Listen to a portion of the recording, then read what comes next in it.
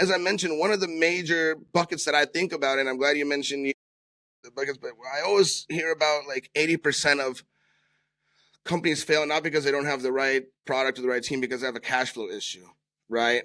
And it could be because of overspending, or it could be because of undermaking, whatever it may be, right? But I think that your outlook is like, how I'll let you give it in your words, because I don't even know how do you run a tight budget while not being cheap? I think people tend to go to the extremes. They don't know how to be kind of that middle ground that it seems that you're suggesting.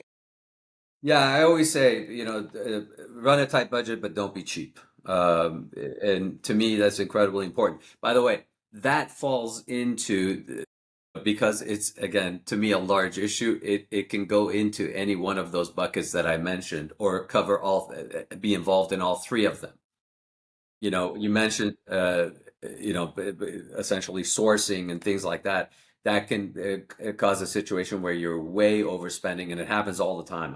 I meet business owners all the time where they have great products, except that they haven't spent enough time on sourcing the product, and it ends up having producing a lot of problems down the line, not just in putting orders, which, per item would cost more, but down the line, it causes all kinds of issues. It takes away from your flexibility in pricing. It takes away from your profitability, obviously, things that you can budget to other places. So it's something that you need to be considering and have in your mind as you're navigating through any of my buckets or any of your buckets, right? Again, it's just how we view different things. So what you will see, and it's funny, you actually hit it right on the head, is that people are on the extremes of it.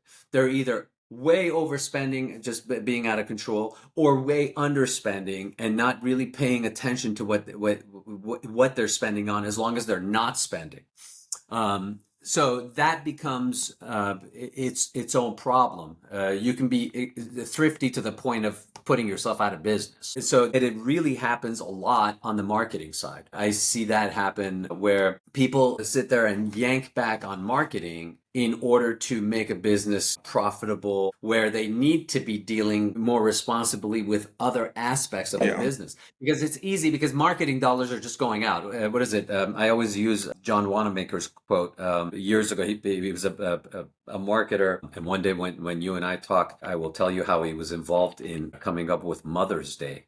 But anyway, over a century ago, what he said was, 50% of my marketing is going to waste. I just don't know which half. And so, yes, there can be a lot of waste in marketing, because there's a lot of testing in it, and you're dealing with entities, consumers that you don't necessarily know. Consumer taste can change, and they can change on a dime. So there can be a lot of waste in there, and it's an area that you can pull back very quickly and stop spending. But experienced business people will tell you, pull back on marketing last. Yeah. Because that's where you're getting your revenues from. That's ultimately it. And that's just one example, by the way.